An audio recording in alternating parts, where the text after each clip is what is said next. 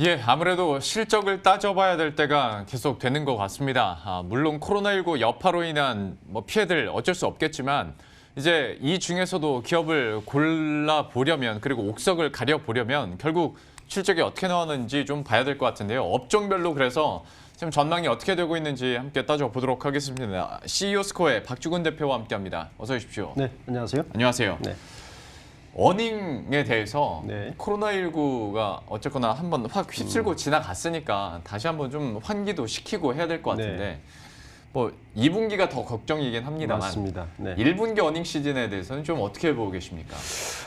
삼성전자는 이제 발표를 했고 이제 목요일 금요일 쭉 발표를 할 예정인데 우선 우리가 이제 다시 한번 생각해봐야 될 게 이 코로나19의 팬데믹이 3월 11일 날이었어요. 네. 그 우리나라는 이제 좀 주춤해졌지만 아직까지 이 코로나19의 실적이 1분기 실적에는 반영됐다고 보기는 어렵다고 봐야 됩니다. 그래서 1분기 실적은 이 실적을 볼 때 이게 코로나 영향이 생각보다 적네 이렇게 보면 굉장히 오판일 가능성이 커요.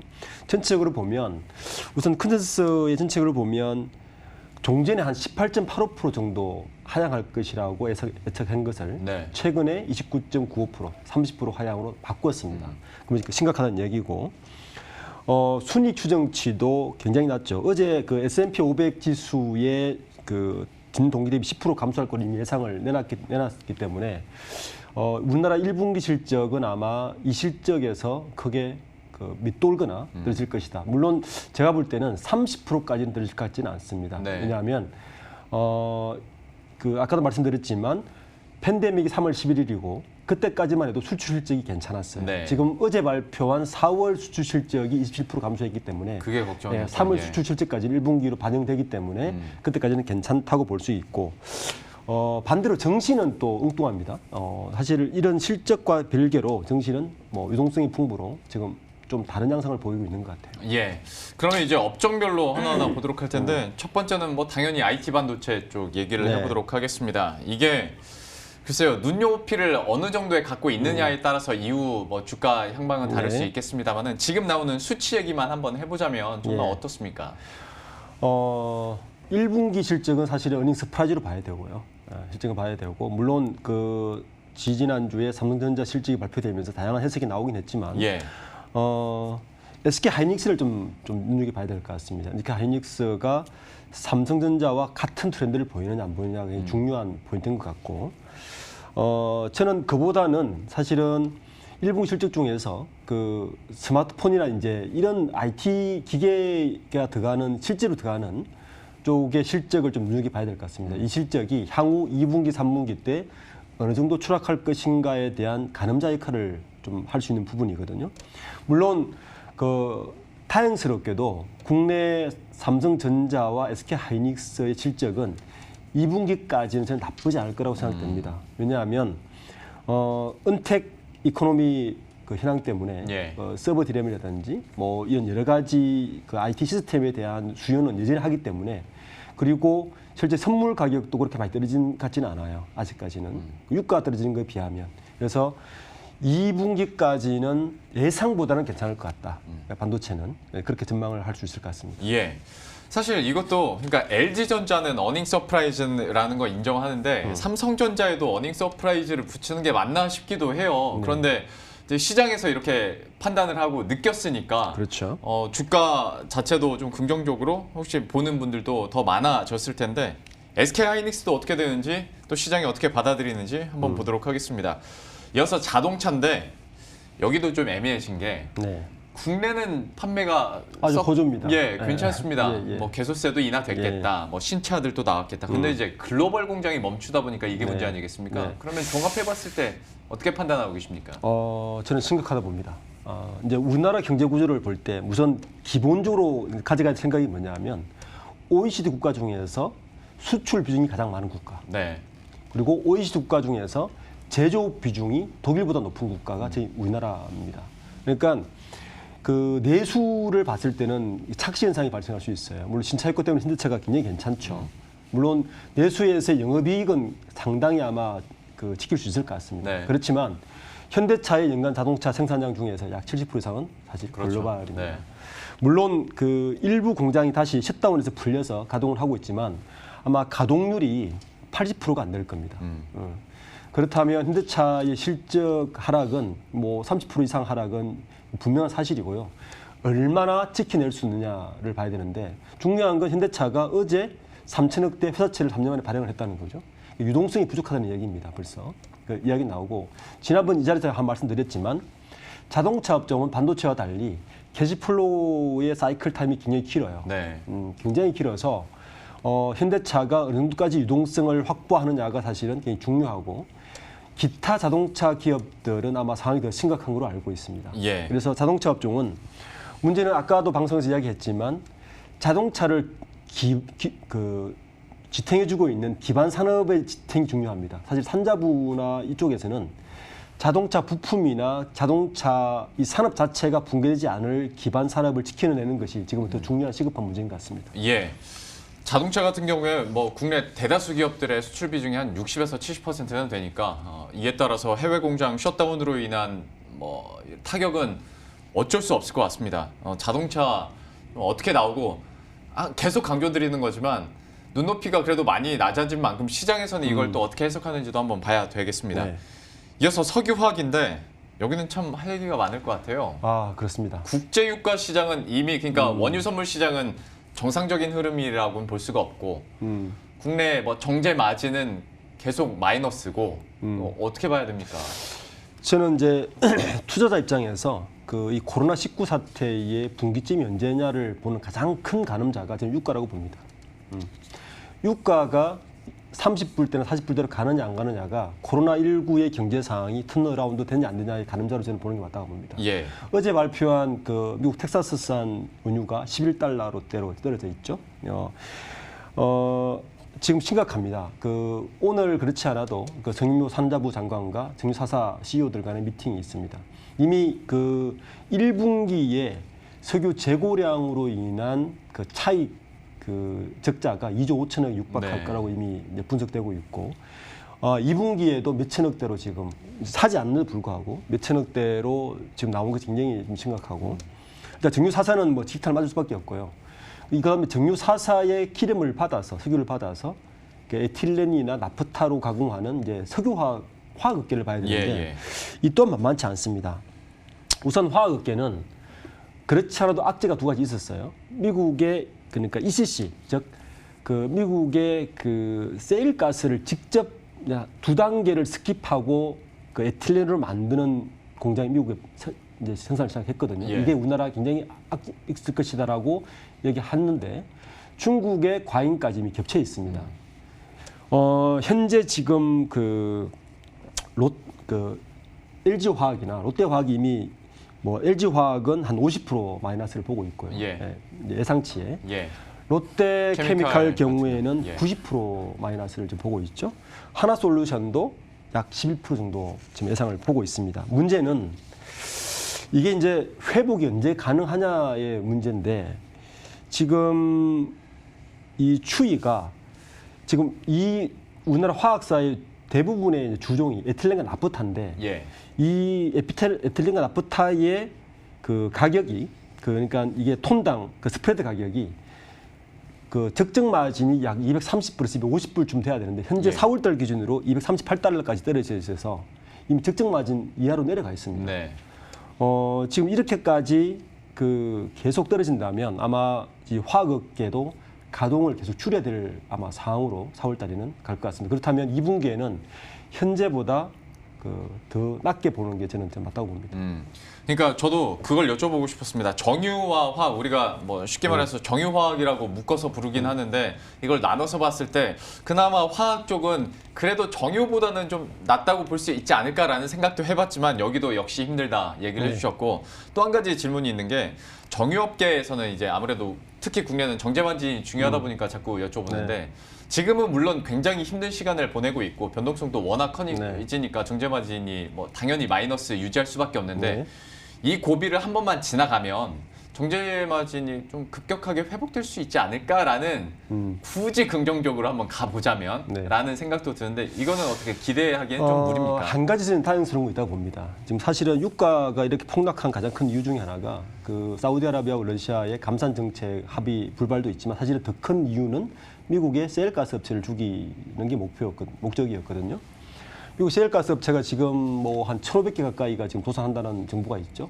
사실은 이렇게 된다면, 정리가 되고 난다면, 아까 제가 초기에 말씀드렸던 미국의 ECC 정설로 인한 공급 과잉이 일부 해소될 수 있다. 네. 그러면 역설적이게도 하반기가 되면 우리나라 화학업계는 에틸렌 나프타를 한 화학업계는 반사이익을 볼 수 있는 구조를 가지고 있을 수도 있습니다. 네. 왜냐하면 그때가 되면 이미 공급 과잉도 일부 해소가 됐을 거고 유가 자체가 낮을수록 이익이 많이 나지 않습니까? 네, 나프타는. 그렇죠. 그러니까 그 두 가지가 합쳐지면서 그리고 그때 되면 물론 이제 조심스럽게 예측하지만 하반기 언제쯤 이게 회복될지 모르겠지만 회복세와 함께 묶인다면 화학업계는 괜찮지 않을까라는 이제 조심스럽게 기대도 해보고 있습니다. 알겠습니다.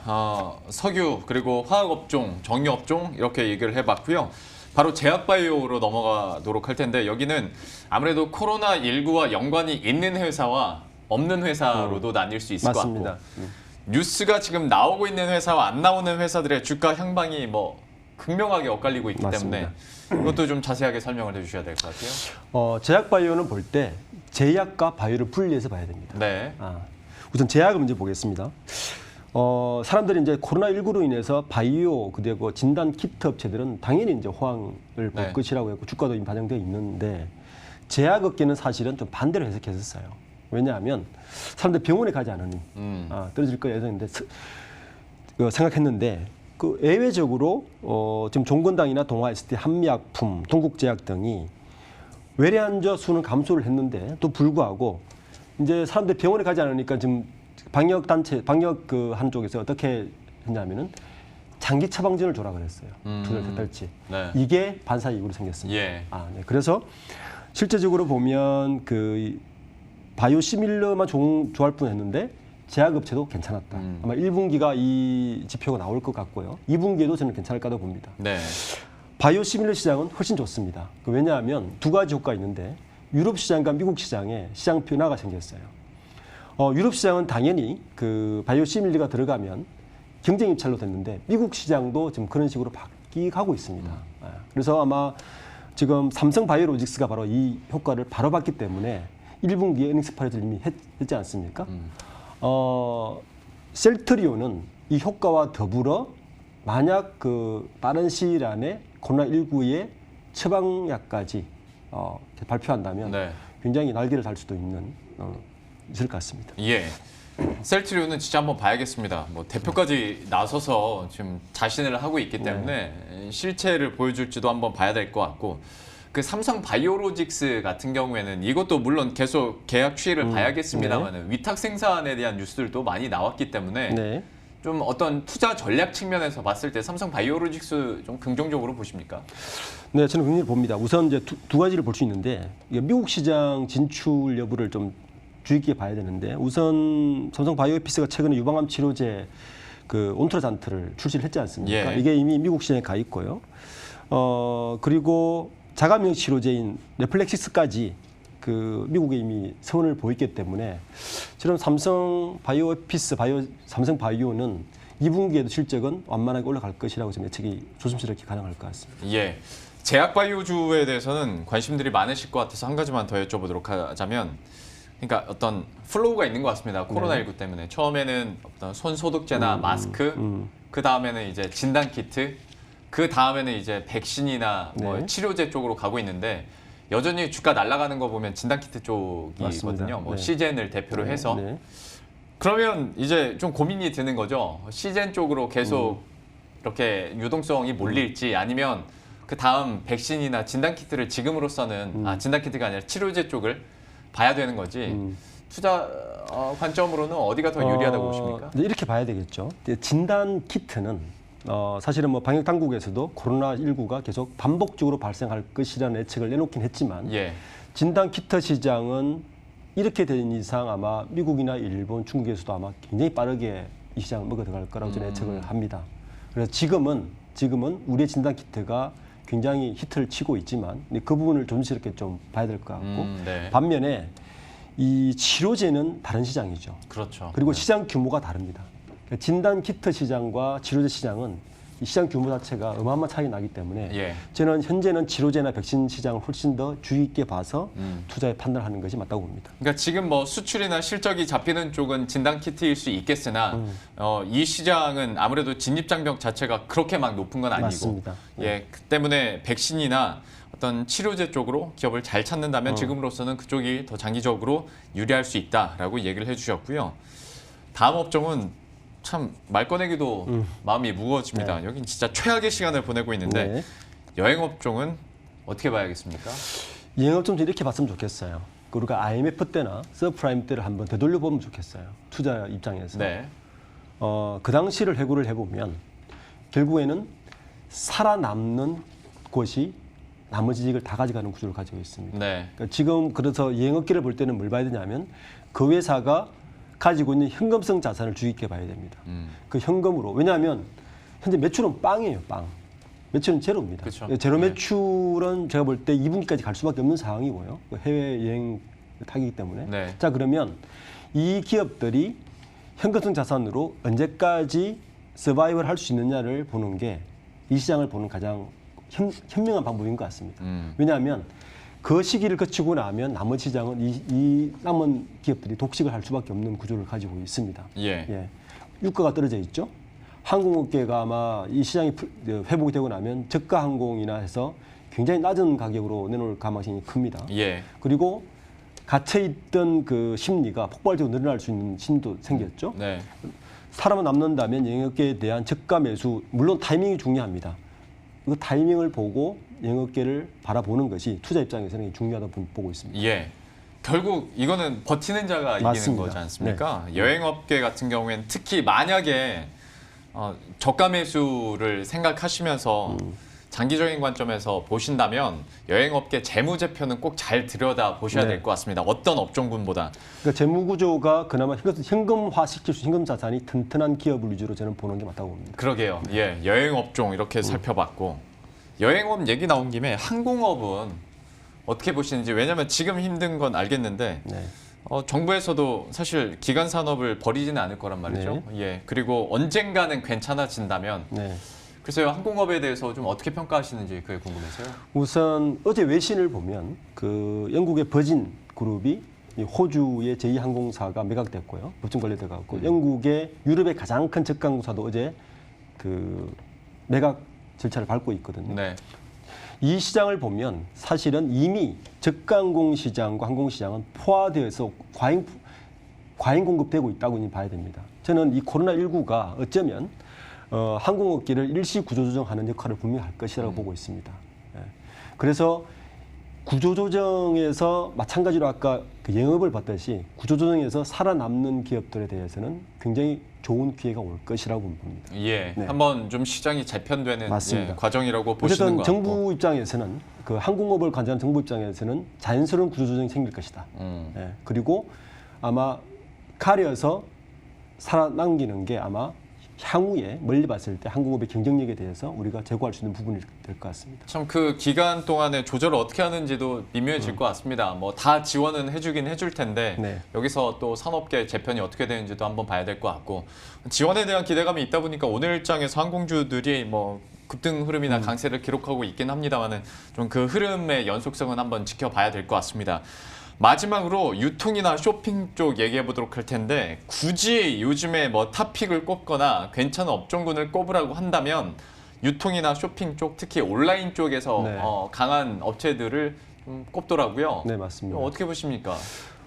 이 시장은 그 보실 때 분명히 구분을 해야 됩니다. 그 오프라인 유통과 온라인 유통을 구분을 해야 되고 오프라인 네. 유통은 당연히 안 좋죠. 이미 신세계가 영업이익이 전년 대비 한 40% 감소를 예측을 하고 있고요. 롯데쇼핑도 약 30%. 현대백화점도 마찬가지고 이 유통 3사는 뭐 어쩔 수 없는 시기를 거칠 수밖에 없고요. 예. 이제 온라인 시장인데 이미 쿠팡이 작년 7조 매출을 이미 기록했고 저는 쿠팡이 이번 1분기에 올해의 흑자 전환에 아마 가장 큰 기회가 생기지 않을까라고 합니다. 네. 그리고 또 하나의 시장은 사실은 네이버입니다. 네이버. 지금 온라인 유통 시장의 가장 큰 강자가 쿠팡을 경계하는 것이 아니라 사실 네이버를 경계하고 그렇죠, 있거든요. 네. 예, 그 네이버의 이 온라인 유통 시장에서 얼마나 손익을 넘기는가가 아마 이 올해의 분기점에서 굉장히 중요한 봐야 될 하나의 또 단초가 될 것입니다. 예. 쿠팡도 실제로 적자폭을 이번에 크게 줄였죠. 네. 줄이기도 했고 네. 네이버 같은 플랫폼들의 역할들도 한번 눈여겨보자 얘기를 해주셨는데 저도 한 가지만 더 네. 궁금한 게 있어서 우리나라에서 이제 사회적 거리두기가 좀 완화되다 보니까 요즘에 얘기 많이 나오고 있는 단어 중에 하나가 보복 소비거든요. 네. 지금까지 이렇게 움츠려 있다가 네. 소비를 딱 풀린다는 건데 네. 솔직히 뭐 자동차랄지 뭐 이렇게 비싼 거는 보복 소비를 못 하더라도 네. 유통업계 안에 있는 뭐 쇼핑이나 의류 뭐 이쪽으로는 보복 소비를 할 가능성이 좀 있습니다. 물론 맞습니다. 그만큼 벌이가 좀 줄어들어서 네. 실제적 효과는 없을 거라는 전문가들도 있는데 네. 대표님께서는 좀 어떻게 보세요? 우선 이제 아마 5월달 되면 가장 핫한 아이템 중에 하나가 저는 그 면세점에 묶여 있던 네, 그 명품들의 재고, 푼다고 하죠. 예, 그 한 1조 정도를 이제 아마 본사와 협의를 해서 푼다는 시장이 아마 이 시장이 방금 말씀하신 그 심리를 가장 잘 이용한 유통업과 심리가 맞는 거죠. 예. 아마 그게 큰 가능성이 될 것이고, 우선 아마 사람들이 이런 이야기를 하죠. 그 보복 소비도 하지만 이제 감춰졌던 그 쇼핑의 어떤 한을 푼다는 식으로까지 예. 얘기를 하면서 아마 그런 시장은 분명히 저는 5월달에 아마 큰 시장이 아마 들어설 수도 있다. 특히 우리나라에 대해서는 굉장히 가능성이 있다고 보고 있습니다. 예. 원래대로라면 참 12월 못지않게 돈 많이 쓰는 달이 5월이지 5월이죠. 않습니까? 근데 이때를 기회로 삼아서 좀 경제를 다시 한번 특히 유통, 쇼핑 업종으로 턴어라운드를 시켜줄 수 있을지 한번 지켜봐야겠습니다. 거기에서 아마 이번 정부에서 아직 결정되지 않았지만 뭐 기본소득, 예. 재난소득까지 같이 겹친다면 네. 5월달은 아마 유통주 특히 오프라인 유통주도 유심히 좀 보는 것이 저는 괜찮은 시장이 아닐까라는 생각도 듭니다. 이걸 또 소비 쿠폰으로 주기 때문에 그렇습니다. 예, 이걸 이용해서 유통업종들을 얼마나 또 기회를 살릴 수 있을지도 지켜보도록 하겠습니다. 이렇게 해서 참 제한된 시간 동안 웬만한 업종들은 다 훑은 것 같습니다. 실적에 대해서 그리고 앞으로의 전망에 대해서 들어봤습니다. CEO스코어의 박주근 대표와 함께했습니다. 오늘 말씀 고맙습니다. 네, 감사합니다.